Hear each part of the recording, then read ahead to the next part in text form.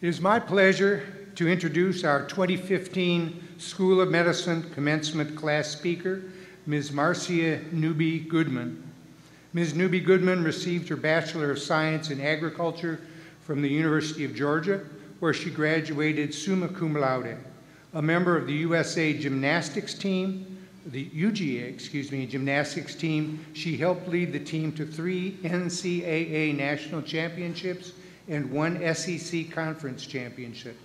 Selected by her medical school class to deliver the class address, Ms. Newby Goodman is the recipient of the William Todd Midget, MD Award for Superior Clinical Practice and the Excellence in Student Teaching Award. She was inducted into both the Alpha Omega Alpha Honor Medical Society and the Gold Humanism Honor Society in her junior year. Throughout her time at UTMB, she has volunteered at various events on campus, as well as in Galveston and Houston, including the Gold Humanism Honor Society and Family Medicine Interest Group Toiletries for the Homeless Drive, the Beach Trash Pickup, and the Pulmonary Hypertension Walk Run.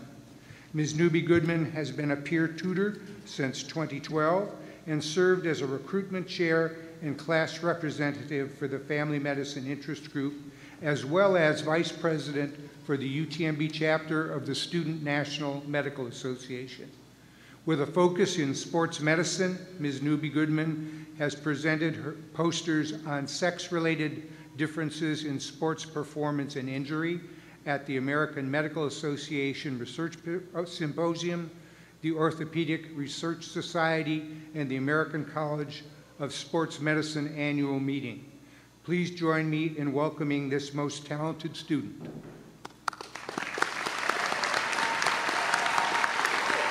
Marcia? Good morning, everyone. Can you believe it? Graduation day is here, and we will soon officially be doctors. But before I get started with my wonderful words of wisdom, I want to thank all the families and friends that have come to celebrate this day with us. It means a lot that you have taken the time off to be here. Your love and support are much appreciated. Class of 2015, I want to give you a special thank you for choosing me to represent you in this commencement address. For those that do not know, about an hour prior to the start of match day, we had a class meeting. As we were going over some information, I saw my name pop up on the screen, right next to the words, class speaker. I was definitely excited, but then I realized the task that I was truly responsible for. How can I speak for a class with such diverse interests, passions, and personalities? From the very beginning of medical school, our class was unique and special. We demonstrated tremendous camaraderie by establishing a Dropbox account that provided studying material for everyone to benefit. We had colleagues that volunteered at the St. Vincent's student-run health clinic despite hectic schedules. Some colleagues traveled internationally to provide assistance to abandoned and orphaned children. And finally, we had colleagues that were clowns on the pediatric ward, participated in an interprofessional knitters and crochet charity organization, provided care for newborns in intensive care unit and nursery, and tutors that helped the underclassmen. My task of representing such an amazing class is daunting, but a worthy challenge to demonstrate my gratitude. As I was preparing, I found a quote by the late Maya Angelou that epitomized our journey. My mission in life is not merely to survive, but to thrive, and to do so with some passion, some compassion, some humor, and some style. During our first year of medical school, many of us were thinking, we just need to survive, forget the thriving part. As for me, and I know there are some others out there, I remember going to our practice of medicine course, POM, and learning the physical exam. As I was trying to listen to my own heart with the stethoscope, I remember thinking, why can't I hear anything? I know I have a heartbeat, I am alive. But I felt too embarrassed to ask for help, so I just pretended, only for my POM facilitator to come by and say, you have the stethoscope backwards. Can you hear anything? only for the rest of my colleagues to laugh and then discreetly check to make sure they had their own stethoscopes the right way. After that, I knew I had some great colleagues. We could all laugh together and still learn because we knew someone else in the group was making the same mistake. As the first year progressed, we started to move from the just surviving phase to trying to thrive. We started to diagnose ourselves, other class members, and family members since we thought we had learned so much. I remember in our neurology course, as we were learning the different personality disorders, my study partner and I were diagnosing people left and right, only to realize that maybe we were the ones with the issues. It was also during these diagnosing sessions that I began to annoy my husband, especially when I would use him as my standardized patient and try to diagnose something on him every time, something which he has never quite appreciated. For living with that annoyance, I want to thank my husband, D'Amico, and offer a thank you to all the other spouses, friends, and family members that had to endure the same thing. Once we all started to get the surviving and thriving thing down, by the second year of school, some passion started creeping up amongst our colleagues. This was awesome because it resulted in a number of marriages. So congrats to my colleagues that have married, or are about to get married, or are enjoying the find of a great significant other. I'm happy for you all and wish you the best. In addition to that passion, I also want to recognize the passion we had in learning and in the caring for patients. This characteristic is something that cannot be taught but is invaluable and truly respected. So along with the passion during second year, our class definitely had some humorous moments. As for me, I love being a member of my intramural basketball team. And yes, me on the basketball court, despite my athletic abilities, I was something to laugh at. Now, I could hustle, play defense, and get some rebounds, but shooting and actually making a shot was a whole new ballgame. You know it's bad when the opposing team doesn't play defense against you when you shoot. And if you do make a shot, the opposing team and refs all congratulate you.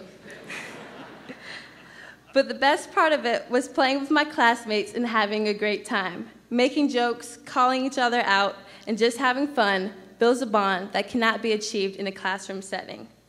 As we transitioned to our clinical years, the necessity of compassion came into play. The application of science without the backbone of compassion is healthcare without the care. This was evident by the many stories I would hear from my classmates.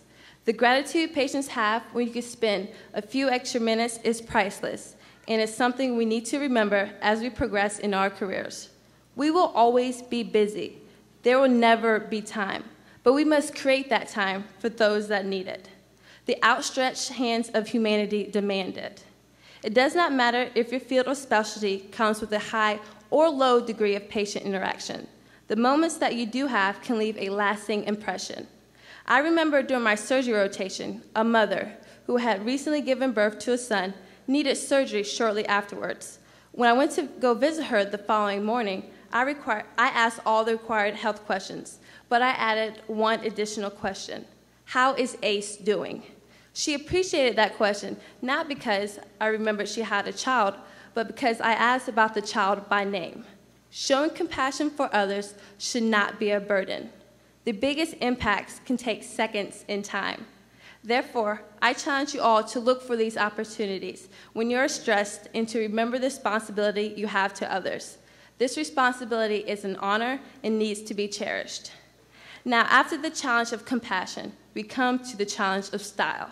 On the fashion side, Jason Kirk definitely personified style during his clinical years. In terms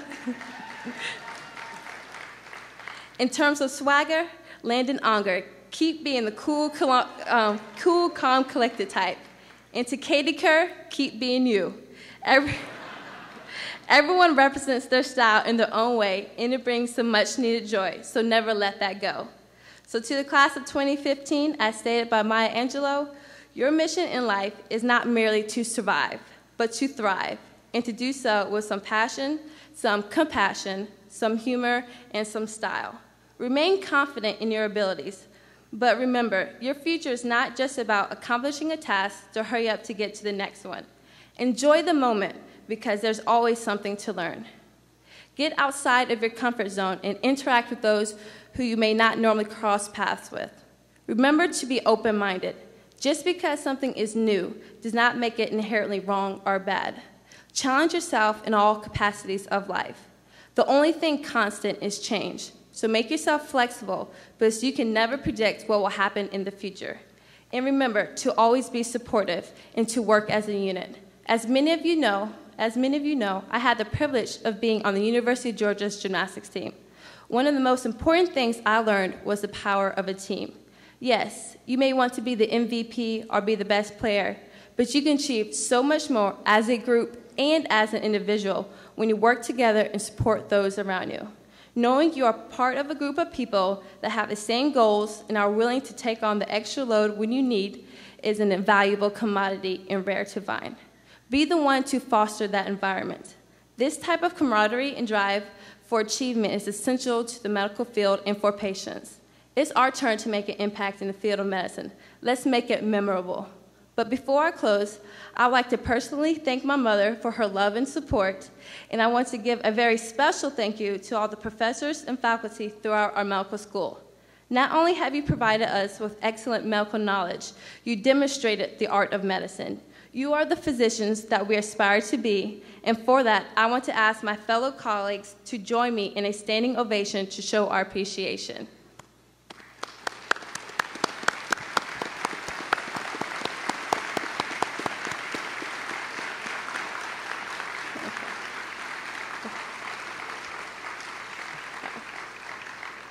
So congratulations, class of 2015. Let's get our diplomas. We've waited long enough. Thank you.